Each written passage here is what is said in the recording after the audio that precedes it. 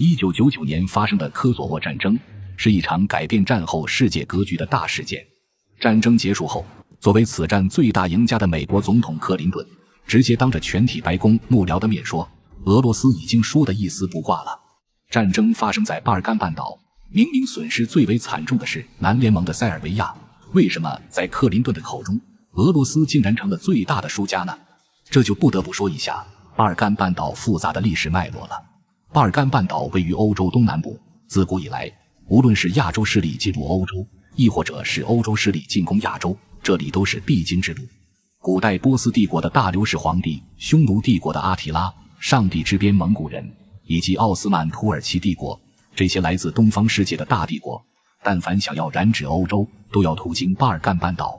而欧洲势力为了防备来自亚洲的侵略，也往往会将防线设置在巴尔干半岛。这样一来，就导致了不同的文明、宗教、民族在这里进行血与火交融。按理说，文化交流是好事情啊。巴尔干半岛的国家在这种环境下，应该诞生一个强大的文明才对。然而可惜的是，巴尔干半岛破碎的地理环境，让这种优势变得荡然无存。山脉河流的切割，非但没有让它成为文明中心，反而成了民族火药桶。因为这里的地形都以山地丘陵为主，彼此阻隔，交通不便，这种地形严重阻碍了文化的交流和民族的融合，让很多外来文明的特色得以保留，久而久之必然产生排外心态。虽然大家都居住在同一片土地上，但彼此之间毫无认同感可言。更糟心的是，这种破碎地形天然就会给割据势力提供分裂的土壤，严重阻碍了区域国家之间的合并，导致这个地方始终无法诞生出一个强大的区域性国家。再加上来自欧亚大陆强大帝国的干扰，总是让这个小地方的国家陷于身不由己、命不由人的困境。这些大帝国没有一个愿意看到巴尔干半岛出现统一国家的，但凡出现这种苗头，他们都要出手干预。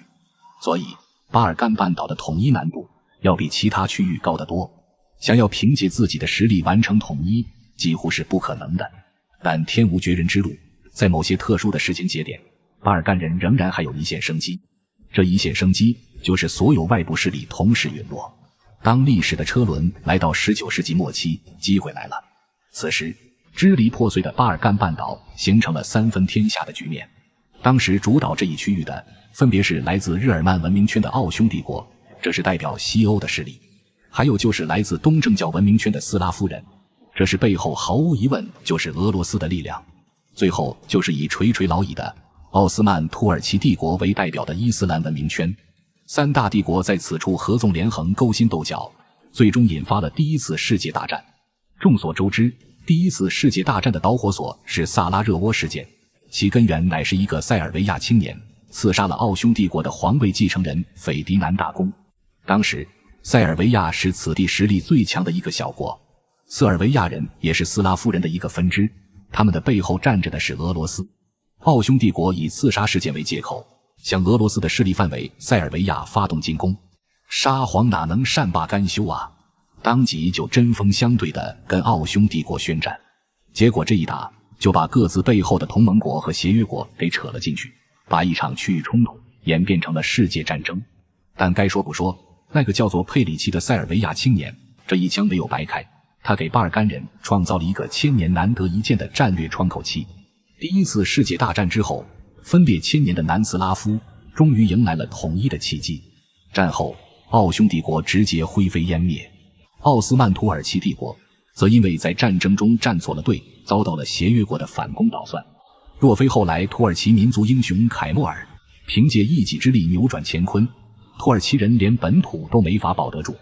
至于巴尔干半岛上的势力范围，只保留了一个伊斯坦布尔，其他地方再也没有他们什么事了。至于沙皇俄国的情况也好不到哪里去。在战争后期，俄国内部发生10月革命，俄国深陷内战漩涡不可自拔，根本没有余力再去插手巴尔干半岛的事情。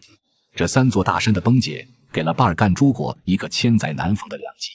战后斯洛文尼亚、克罗地亚、塞尔维亚等国在英法的撮合下组建南斯拉夫国家，南斯拉夫王国首次实现了区域统一。当然英法两国这么干也不是因为他们有多么的悲天悯人，而是他们并非巴尔干半岛的利益相关方。维持一个统一的南斯拉夫王国有利于日后更好地阻止三大文明圈在这一区域的扩张。但是由于南斯拉夫王国的统治太过腐朽，而且又是一个外国势力扶植起来的傀儡，根本不具备多少战斗力。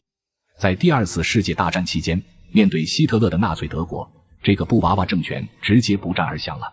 王室因为这件事情权威扫地，再也得不到各民族的承认，眼看维系南斯拉夫各族的唯一纽带就要断裂。这时候天降猛男，铁托横空出世了。铁托凭借着跨越民族的共产主义，再一次把一盘散沙的巴尔干民族团结在自己的旗下，一起抗击纳粹德国。而他所统领的南斯拉夫也是二战中唯一一个靠自己的力量赶走法西斯的国家。这是巴尔干半岛几千年来唯一的高光时刻，也是他们的共同记忆。战争结束之后，巴尔干半岛的外部局面由原来的三足鼎立变成了两极争霸。欧美跟苏联都在极力争取这个南斯拉夫。苏联斯大林一直奉行大国沙文主义，御下的手段简单粗暴，他竟想要直接架空铁托，把南斯拉夫变成苏联的卫星国。这一举动直接导致两国反目，南斯拉夫从此走上了不结盟的中立路线，在冷战期间游走于美苏之间，两头通吃。不是说外部力量都不允许南斯拉夫统一吗？为什么美苏两国不直接瓜分了南斯拉夫呢？这主要是因为瓜分南斯拉夫对美国没有好处。美欧虽然是一体，但也是竞争关系。如果南斯拉夫被分裂，那么肯定会有一部分加入欧洲，到时候不就削弱了美国的权重了吗？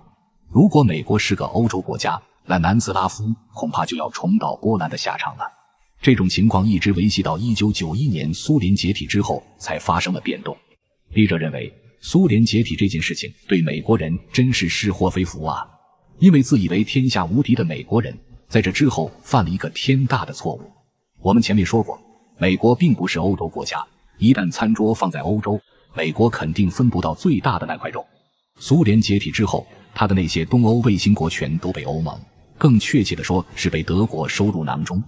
而德国也靠着这笔天降横财一跃成为欧盟领袖，而且还避免了像日本那样被广场协议束缚，最终导致经济危机的悲剧。这本来就已经是一个前车之鉴了，可是美国人偏偏不吸取教训，非要将当时欧洲大陆最后一个社会主义国家南联盟置之死地而后快。1980年铁托离世之后，南斯拉夫这个国家就发生了松动。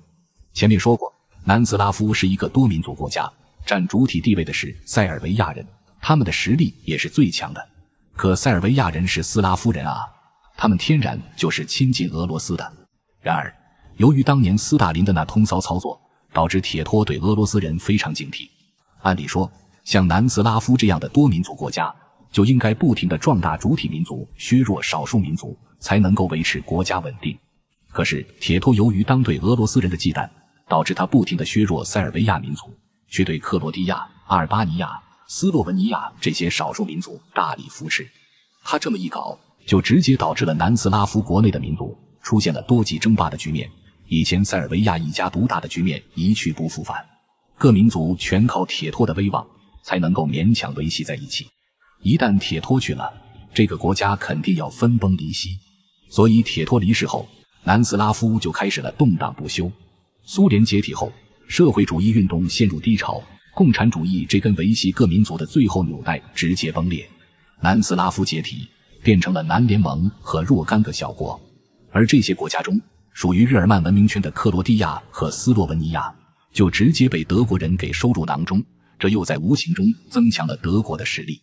而以斯拉夫文明为主体的南联盟，则由于身后的大哥俄罗斯在苏联解体之后国力一落千丈，成为了北约的盘中之餐。可以这么说，当时的南联盟是俄罗斯在这一区域唯一还有点影响力的代言人。如果把南联盟给废了，那么俄罗斯从此以后在巴尔干这个地区怕是再也没有话语权了。恰好当年1月1日欧元成立，欧元的出世对美元的地位造成了很大的威胁，美国也急需在欧洲的家门口引爆一场战争驱逐欧元。于是在不经联合国授权的情况下，美国就直接命令北约对南联盟进行了为期78天的狂轰滥炸。值得一提的是，美国这次出兵，德国人是举双手双脚赞成的，可以说那是他们引狼入室的结果。那德国人明知美国要对欧元动手，为什么要干这种蠢事呢？还是那句话，美国干掉欧元，只不过是一时的成败得失而已。可是如果美国把南联盟给干掉了，最后接盘这一区域的肯定是近水楼台先得月的德国，而不是远在千里之外的美国。科索沃战争结束之后，南联盟宣布解体，变成了黑山跟塞尔维亚2个国家，而塞尔维亚还在被一帮亲西方小国的包围之中，被挤得喘不过气来，生死命脉全都操于他人之手。这个国家就跟被以色列封锁的巴勒斯坦一样，虽然活着，但已经死了。只要美国一搞制裁封锁塞尔维亚，那可真是上天无路，入地无门，根本不可能得到域外大国的支持。塞尔维亚就像围棋之中断了气的子，之所以还留在棋盘之上，只不过是因为对方还不愿意提子而已。塞尔维亚的失败同样也是俄罗斯的失败。作为俄罗斯在此地最大的代言人，塞尔维亚成为了死棋，也就意味着俄罗斯对这彻底失去了对这一地区的影响力。所以克林顿说俄罗斯输得一丝不挂了，此言不虚。有朋友也许会问，既然南联盟这么重要，那为什么科索沃战争期间俄罗斯不出兵相助呢？主要是因为人穷志短，马瘦毛长啊。当时的俄罗斯总统叶利钦被国内的经济局环境搞得焦头烂额，正眼巴巴地盼着西方200亿美元的金融援助呢。在克林顿只要不干预就打款的虚假承诺之下，俄罗斯从头到尾都袖手旁观，除了在外交场合远程意念援助一下南联盟之外，啥都没干。等到叶利钦发现这次西方是要下死手的时候，这才急急忙忙派遣一支特种部队跑到科索沃的机场去宣誓抗议。可这终究只是个小插曲而已，黄金时营救时间已经过去，叶利钦此举根本无法挽救南联盟的覆灭，只是聊以自慰罢了。实际上但凡当时叶利钦有后来普京在叙利亚战场跟西方短兵相接的觉悟，南联盟的情况也不至于坏到那个局面。为什么呢？因为自始至终北约的军队都只是在狂轰滥炸而已，双方并没有真正的短兵相接。真到了短兵相接的时候，美国的信息化部队未必能够占得便宜，因为那个地方多山啊，巴尔干那地形比起阿富汗也是不遑多让。当年铁托就是靠着这里的山脉地形硬生生赶走了希特勒的100万德军。但凡俄罗斯给点力，南联盟也不至于那么快就举旗投降，因为一旦让他们看到了抵抗的希望，肯定会死磕到底。美国就算最后能够拿下南联盟，也要付出极为惨重的代价。可是历史没有如果，俄罗斯为他的犹豫和侥幸付出了惨重的代价。在可以预见的未来，俄罗斯将再也不会拥有巴尔干半岛的话语权。在这一区域，欧洲将会维持一家独大的局面。然而俄罗斯是最大的输家，难道美国就是赢家吗？也不见得。此战之后，美国虽然重创了欧元，可南联盟崩溃之后，这一区域留下的战略空间全都被欧盟所填充。欧洲这个看似被美国算计死死的冤大头，才是这场战争的最大获利者。依比者看，其实当时美国真的不应该打死南联盟，留着一个南联盟，既可以拿捏俄罗斯，又可以时不时的在欧洲家门口放把火，那不是更好吗？